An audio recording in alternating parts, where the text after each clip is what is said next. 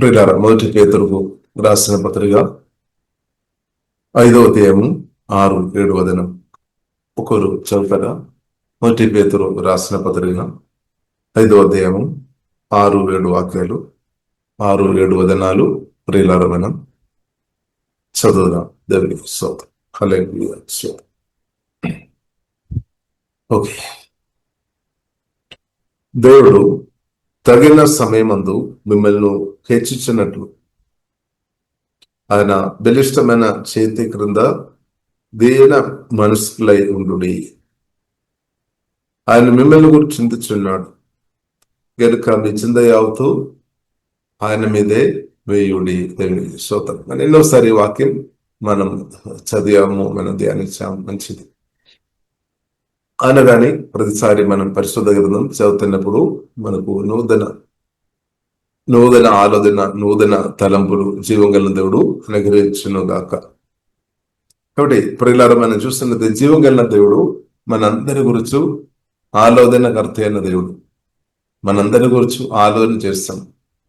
మనందరి గురించి జీవం కలిగిన దేవుడు ఆలోచన కలిగి ఉన్నామన్నమాట. దేవుడు మన గురించి ఆలోచన చేస్తున్నా కాబట్టి ప్రియులారా, మనం ఈ భూమిలోనికి వచ్చాము, మనం బ్రతికి ఉన్నాం. ఇప్పుడు మనందరి గురించి జీవం గల దేవుడు ఆలోచనకర్త అయిన మన గొప్ప మంచి తండ్రి మనందరి గురించి ఆలోచిస్తాం.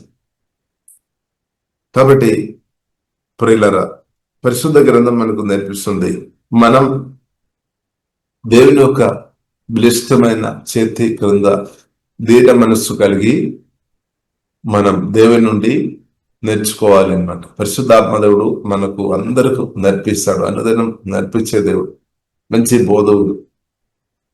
కాబట్టి మనం జీవం గల దేవుని యొక్క బలిష్టమైన చేతి క్రింద ఉన్న నాతో మీతో అనుదినం ప్రభు మాట్లాడుతున్నాడు. ఇప్పుడు ఆ మాటలు ప్రియులారా మనం విని మనం నేర్చుకోవాలి అన్నమాట. దేవుని చిత్తం తెరించుకొని మనం ముందుకు నడవాలి. దేవుని చేతుల్లో, బలమైన చేతిలో దీన మనస్సు కలిగి, దీన మనస్సు అని ప్రత్యయం అక్కడ రాయబడింది. ఎందుకంటే దేవుని దగ్గరే గర్వంతో ఉండవద్దని అర్థం, అహంకారంతో ఉండవద్దని అర్థం. అంటే మన మనసు తగ్గింపు ఉన్నవారు ఏం చేస్తారు? మాటలు వినడం మాత్రం కాదు, విని దాన్ని ఏగిపోయిస్తారు. ఆ మాట అనుసారంగా బ్రతుకుతారనమాట. కానీ అహంకారం, గర్వం ఉన్నవారు ప్రియులారా మనం చూసినట్లయితే మనం ఎన్నోసారి చెప్పినా పట్టించుకోలేని పరిస్థితులు మనం ప్రియులారా చూడవచ్చు. మనం ఎన్నోసారి చెప్పినా గాలికు అలాంటి దాన్ని ఈజీగా దాన్ని తీసివేస్తాను. పట్టించుకోలేని అనుభవం. కానీ జీవం కలిగిన దేవుడు ఒక స్వరం ప్రియులారా మనం వినాలి, మాట మనం రిసీవ్ చేయాలి, వాక్యంతో మనం ఏకీభవించాలి. ఇప్పుడు మరొకలు జరుగుతాయి అన్నమాట. అద్భుతాలు, ఆశ్చర్యకార్యాలు జరుగుతాయి. కాబట్టి దానికి ప్రియులారా ప్రాముఖ్యంగా మిరక్కల్, అద్భుతాలు, ఆశ్చర్యకార్యాలు, ఆశీర్వాదాలు మన జీవితంలో మనం చూడాలి అంటే, అనుభవించాలంటే ప్రాముఖ్యంగా ప్రియులారా మనం చూసితే తగ్గింపు, అంటే దీన మనస్సు, తగ్గింపు. కాబట్టి దేవుడు కోరుతున్నాం అనమాట, మనందరం దేవుని యొక్క ఆశీర్వాదాలు, దేవుని యొక్క మేలు మనందరం అనుభవించాలి అని జీవం కలిగిన దేవుడు కోరుతున్నాం. అందుకొరకు వాక్యం స్పష్టంగా రాయబడింది. దేవుడు తగిన సమయం అందు రాయబడింది. దేవుడు ప్రియులారా మనల్ని తగిన సమయం అందు హెచ్చించే దేవుడు. దేవుడు ప్రియులారా మనల్ని తగిన సమయమందు అభిషేకించే దేవుడు. తగిన సమయమందు మనల్ని లేవనెత్తే దేవుడు అనమాట. కాబట్టి జీవగల దేవుడు ఉన్నాడు. జీవగల దేవుడు ప్రతి ఉన్నాడు. సర్వశక్తి మందుడైన దేవుడు ఉన్నాడు, సర్వజ్ఞాని అయిన దేవుడు ఉన్నారు, సర్వవ్యాపి అయిన దేవుడు ఉన్నారు. కాబట్టి దేవుని యొక్క మాటలు ప్రియులారా మనం వినాలి. వినడం మాత్రం కాకుండా దానితో ప్రియులారా మనం ఏకీభవించాలి. కానీ చాలాసారి ప్రియులారా మనం దేవుని యొక్క స్వరంతో మనం ఏకీభవించడం లేదేమో. జీవం కలిగిన దేవుని యొక్క స్వరంతో ఏకీభవించినట్లయితే మెరకలు అనమాట, అద్భుతాలు, ఆశ్చర్యకార్యాలు తప్పకుండా జరుగుతాయి బృందం. అదే మన పేతురు జీవితంలో మనం చూడవచ్చు. లూకాసు సువార్త 5వ అధ్యాయంలో ప్రియులారు మనం చూడొచ్చు. పేతురు రాత్రి అంతా కూడా ఎంతో కష్టపడే వ్యక్తి పేతురు.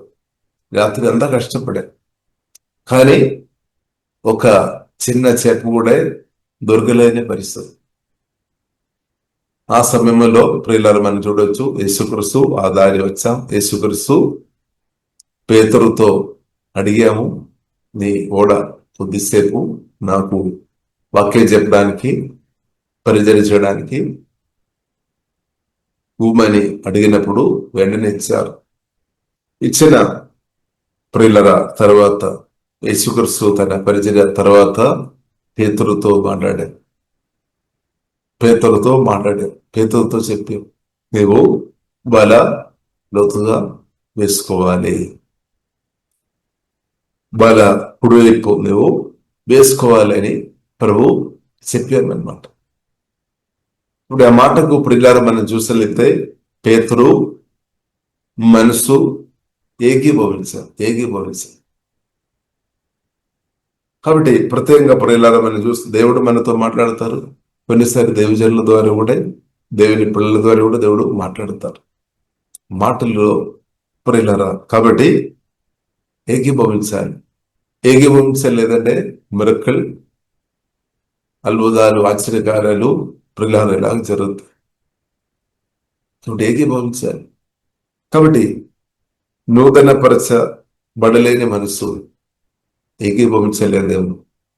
ఇంకా అహంకారం, గర్వంతో ఉన్నవారు అసలే ఏకీభవించలేదు. కాబట్టి పరిశుద్ధ గ్రంథం మనకు నేర్పిస్తుంది, దేవుని యొక్క స్వరం తగ్గిపుతో మనం వినాలి.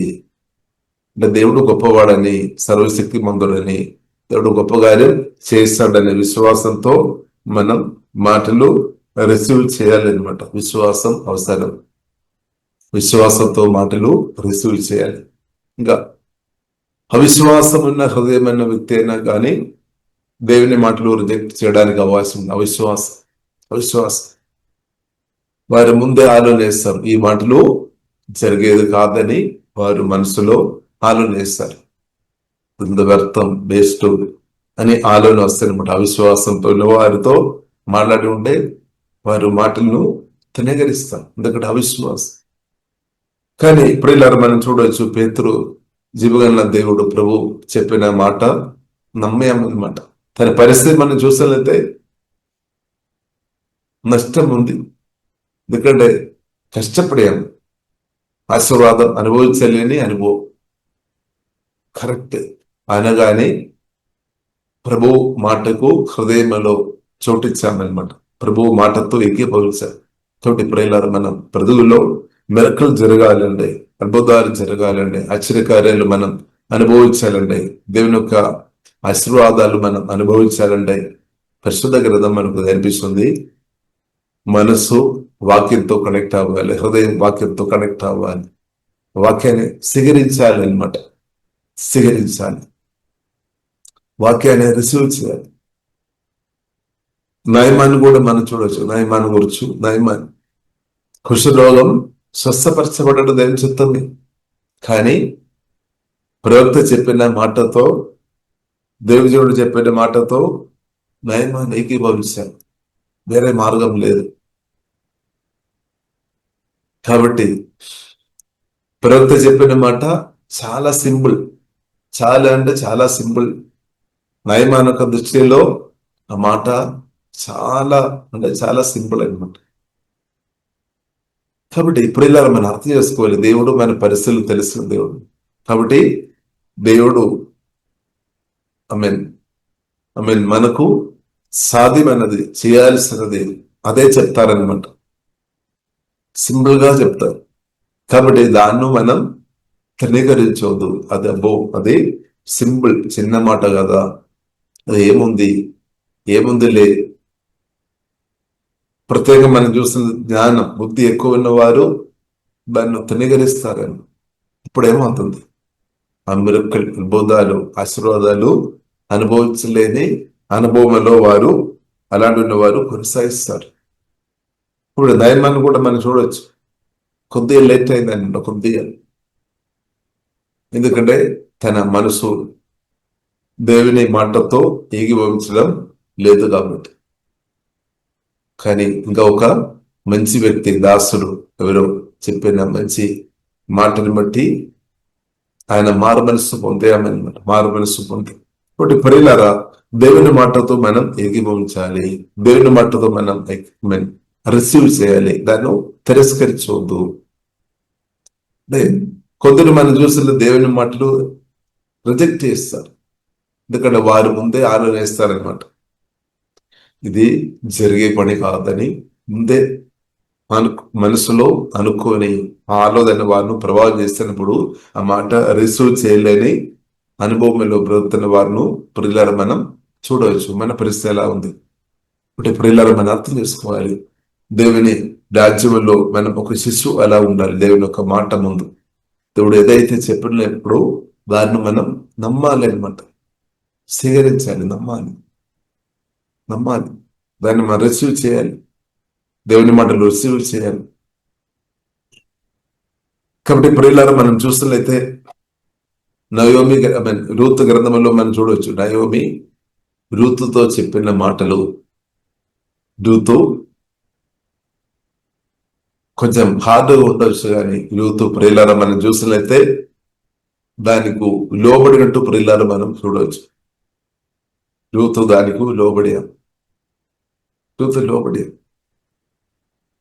అంటే తగ్గిపు మనసు అనమాట. తగ్గిపు మనసు తగ్గిపోంది. కాబట్టి ప్రియులారా మనం చూసినట్లయితే రూతు ఊహించలేని ఆశీర్వాదాల్లోనికి ప్రవేశించారు. కారణం ఏంటది? రూతు ఒక మనసు తగ్గిపు ఉంది అనమాట. ఇంకా నయోమి కూడా ప్రియులారా మనం చూసినట్లయితే దేవునితో భయభక్తి కలిగిన స్త్రీ.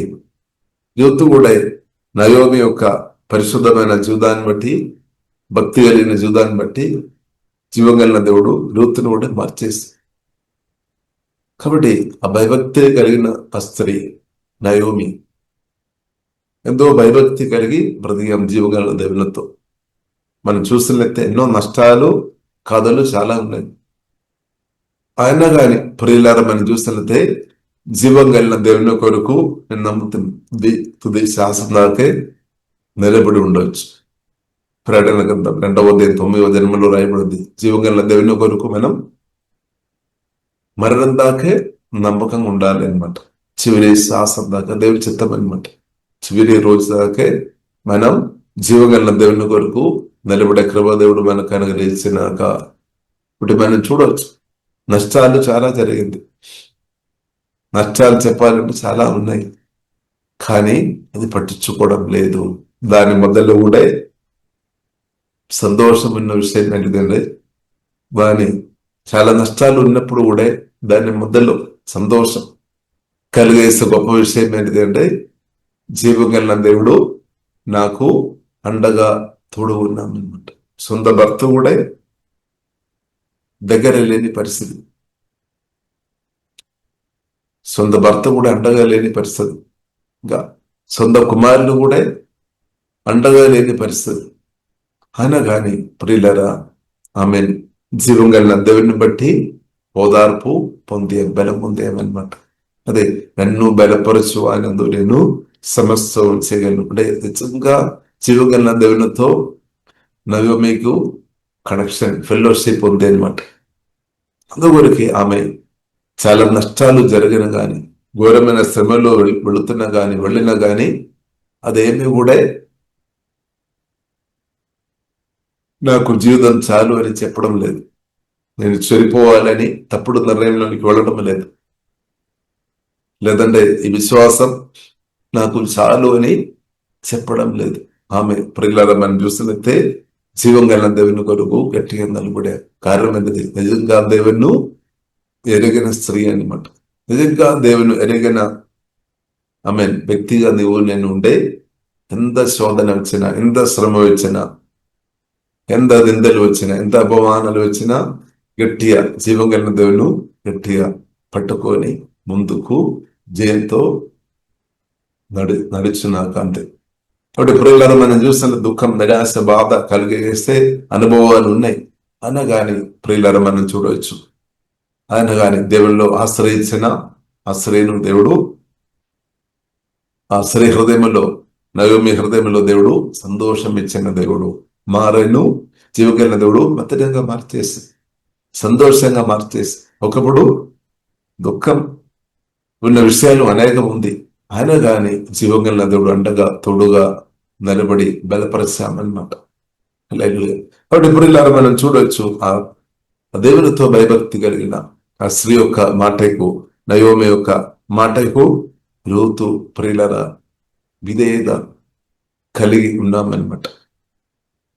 కాబట్టి మనం చూస్తే నయోమి చెప్పిన మాట కొంచెం హార్డ్గా ఉన్నట్టు మనకు అనిపిస్తుంది, కానీ రూతుకు అది చాలా సింపుల్ గా రూతు వాళ్ళకు విధేయ చేస్తున్నా అనమాట.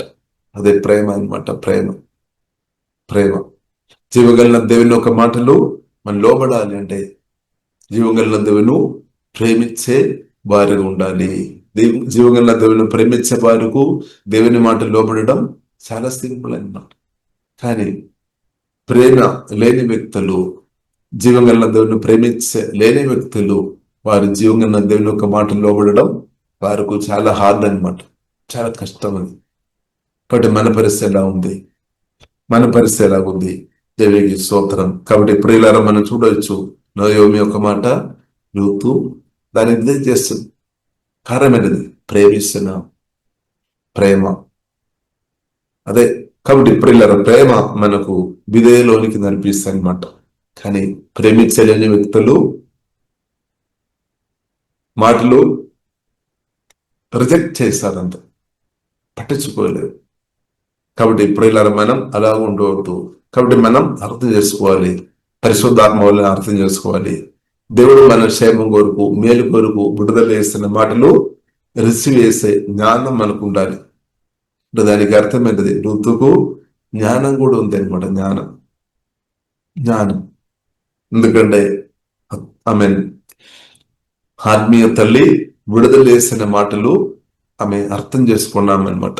ఇదే నా బ్లెస్సింగ్ కొరకు, నా ఆశీర్వాదం కొరకు, నా బ్రతుకు జీవగల దేవుడు మారుస్తాడు ఈ మాట ద్వారా అని రూతు అర్థం చేసుకున్నాం. రిజెక్ట్ చేయలేదు. రిజెక్ట్ చేసి ఉండే దేవుని యొక్క ఊహించలేని ఆశీర్వాదంలోనికి రూతు ప్రవేశించలేదు. కాబట్టి చాలా మంది మన భక్తులు మనం చూడవచ్చు, గర్వం కావచ్చు, లేదన్నా అవిశ్వాసం కావచ్చు, లేదన్నా అనుమానం కావచ్చు, లేదంటే నూతన పరచబడలేని మనస్తత్వం కావచ్చు, లేదంటే గతకాలంలో ఉన్న నష్టాలు చూసుకొని ఉన్నది కావచ్చు. చాలా మంది జీవగలిగిన దేవుడు మాటలు, మంచి మాటలు చెప్పిన గాని వినలేని పరిస్థితి, తిరస్కరించి జీవం కలిగిన దేవుని ఒక ఆశీర్వాదం అనుభవించలేని పరిస్థితులు బ్రతుకుతున్న వారిని పిల్లల మనం ఈ కాలంలో కూడా మనం చూడవచ్చు. దాని ముందు రూతు ఒక ఉదాహరణ, ఎగ్జాంపుల్ గా ఉంది అనమాట. అంటే ప్రియులారా మనం అర్థం చేసుకోవాలి. కాబట్టి జీవగల దేవుడు తప్పకుండా మాట్లాడు, దారిలో ఓపెన్ చేస్తాడు. కాబట్టి మనం ఊహించినట్టు కాదు, మన కోరిక అనేది నేను చెప్పినట్టే జరగాలి. కొందరు అదే నేను చెప్పినట్టు జరగాలి, నేను కోరినట్టే జరగాలి. దేవుడు కోరినట్టు జరగవద్దా? జీవగలిగిన దేవుడు కోరినట్టు జరగవద్దా? నీవు నేను చెప్పినట్టే జరగాల? తగ్గిస్తాం. హల్లెలూయా. ప్రభువా మీరు మీ చిత్తం జరిగినాక. కాబట్టి దానికి దైవజ్ఞానం మనకు అవసరం అనమాట. దైవజ్ఞానం మనకు అవసరం. లోక జ్ఞానం కాదు, దైవజ్ఞానం మనకు అవసరం. నా ఆశీర్వాదం కొరకు, నా మేలు కొరకు ఈ మాట అని రేపు రావాలి. చాలా మందికి అది రావడం లేదు, మిస్ అయిపోతుంది, అర్థం చేసుకోవడం లేదు. దేవునికి ఆశీర్వాదాలు ఆశీర్వదించడానికి దేవుడు రెడీగా ఉంది. కానీ అదే భక్తులు తర్వాత చెప్తారు, నన్ను మాత్రం దేవుడు దీవించలేదు, అనేకులను దేవుడు దీవిస్తున్నారు అని కూడా చెప్తారు. కాబట్టి ప్రియులారా మనం ప్రార్థన చేస్తాం. దేవా మీ ఆశీర్వాదాలు చూస్తున్నట్టు, ఆశీర్వాదాలు అనుభవించినట్టు కన్ను తెరవబడాలి. దైవజ్ఞానం కావాలి, దానికి విధేయత కావాలి, విధేయత కావాలి. కాబట్టి తిరుగుబాటు స్వభావం పరిలారా మనం చూసినట్లయితే నంబర్ 1 మొదటి ఆదాములో మనం చూడవచ్చు. మొదటి ఆదాము నుండి, ఆ ప్రభావం నుండి, తిరుగుబాటు క్యారెక్టర్ నుండి జీవంగల దేవుడు విడిపించినాక రెండవ ఆదాం, కడపటి ఆదాం యేసుక్రీస్తులో మనం చూడవచ్చు. 100% విధేయత చూడవచ్చు. మరణం దాకా తండ్రికి విధేయ చేశాను 100%. కాబట్టి క్రీస్తు మన ఎదుగుతున్నప్పుడు విధేయతలో మన ఇంక్రీస్ అవుతుంది అనమాట. విధేయతలో మన ఇంక్రీస్ అవ్వాలి. విధేయత, ఒబీడియన్స్ చాలా ప్రాముఖ్యం. ఒబీడియన్స్ మనం చాలా ప్రాముఖ్యం. విధేయత వారు ఆశీర్వాదాలు హెచ్చింపు పొందుతారు. హెచ్చింపు పొందాలి అంటే విధేయత చాలా ప్రాముఖ్యం, తగ్గింపు ప్రాముఖ్యం. వారే మాటలు రిసీవ్ చేస్తారు, లేదంటే మాటలు వింటారు కానీ వదిలేస్తుంది, ఈసీ వదిలేస్తుంది అలాంటిది. కాబట్టి దానివల్ల ఏమవుతుంది? ఆశీర్వాదాలు పొందలేని అనుభవం. కాబట్టి ప్రియులారా మనం ఏం చేసుకోవాలి? మారు మనసు పొందడమే మంచిది, తగ్గించుకోవడం మంచిది దేవుని సన్నిధిలో. ఇంకా తగ్గింపు హృదయం జీవగల దేవుడు అనుగ్రహించినాక తగ్గింపు హృదయం, తగ్గిపోయిన వారు హెచ్చింపు తప్పకుండా పొందుతారు. పరిశోధన గ్రంథం మనకు నేర్పిస్తే దేవుడు తగిన సమయమందు మిమ్మల్ని హెచ్చించినట్లు. తగిన సమయం ఋతుకి ఎలాగ అర్థమైంది? ఒక సమయం వస్తాయి. కాబట్టి జీవగల దేవునితో నువ్వు సహవాసం చేస్తున్న వ్యక్తి ఉంటే నీకు ఒక మంచి హెచ్చింపు పొందడానికి ఉన్న సమయం ఉంది అనమాట. కానీ అది నువ్వు అర్థం చేసుకోవాలి.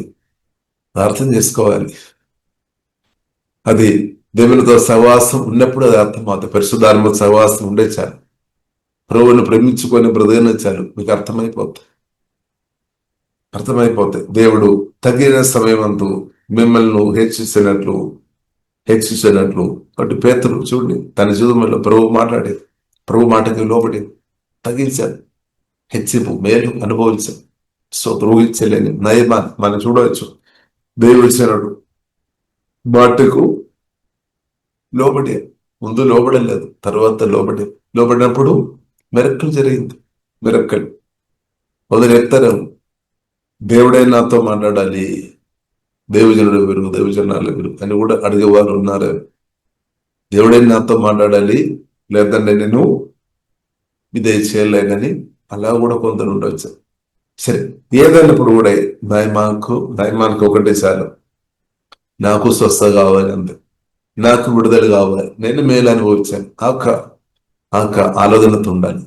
ఇప్పుడు ఎవరి ద్వారా దేవుడు కార్యం పడేస్తున్నారు కాదు, కానీ దానికంటే నాకు స్వస్థ కావాలి అంతే.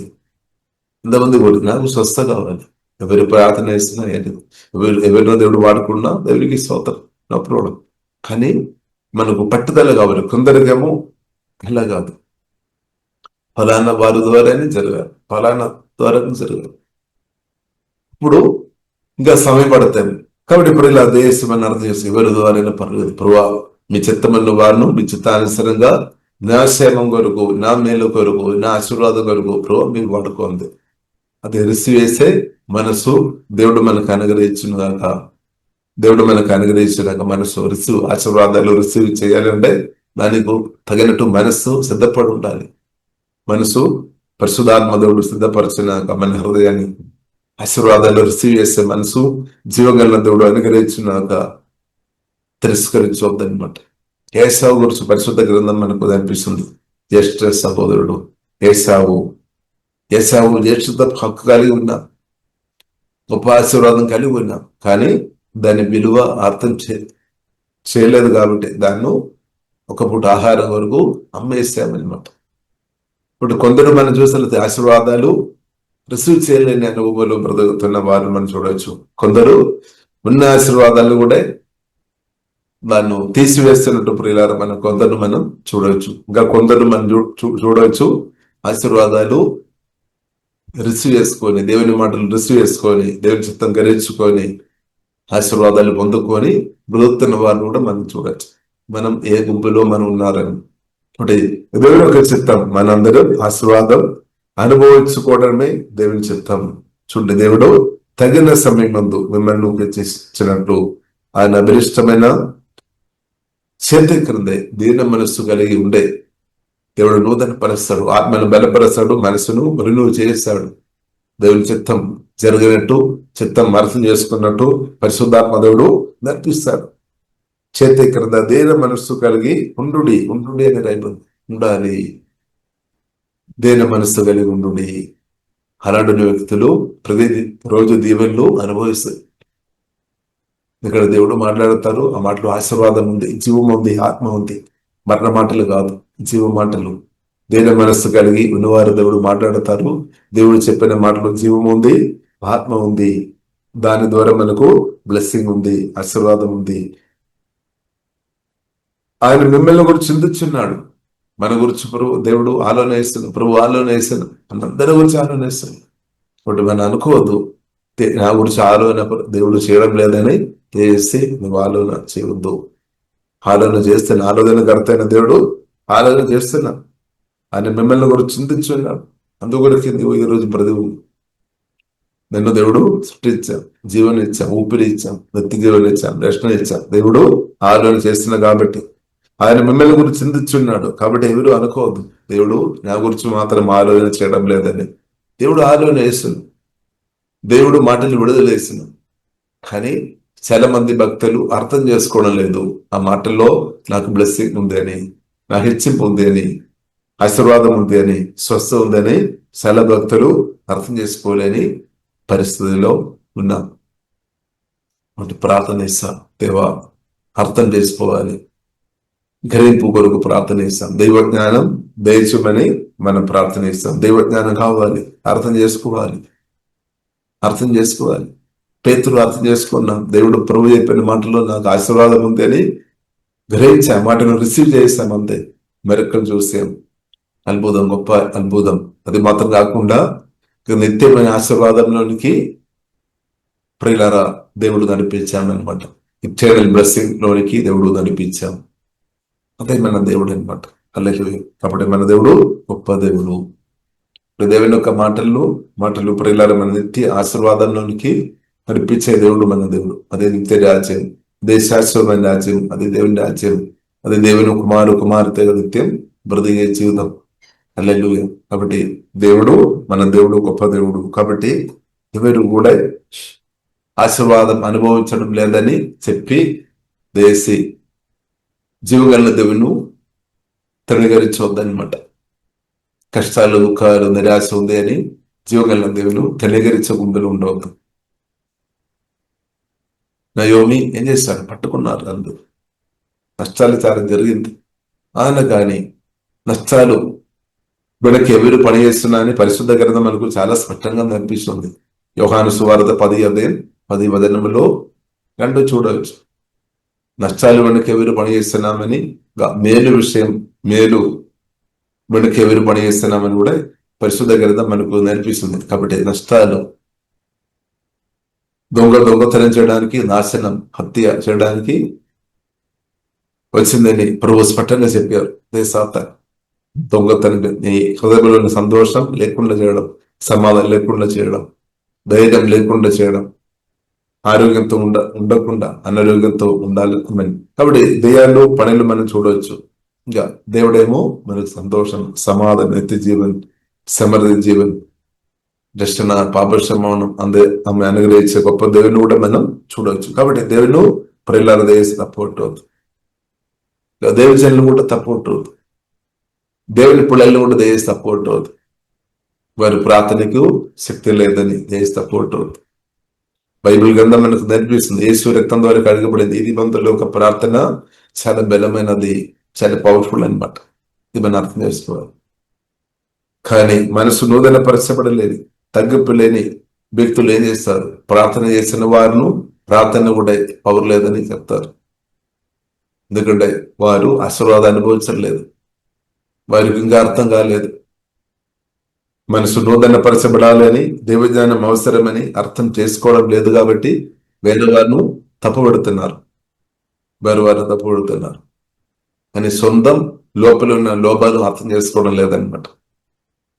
కాబట్టి ప్రియులారా మనం ప్రార్థన ఇస్తాం. కాబట్టి నయోమి ప్రియులారా మనం చూసినట్లయితే జీవగల దేవుని కొరకు గట్టిగా నిలబడాం. కాబట్టి జీవగల దేవుడు మారాయను మదనంగా మార్చేసి. కాబట్టి మనం చూడవచ్చు, చక్కని కోడెలను దేవుడు అనుగ్రహించాం. అది మాత్రం కాకుండా చక్కని మన్ముడు దేవుడు అనుగ్రహించాం. దేవుడు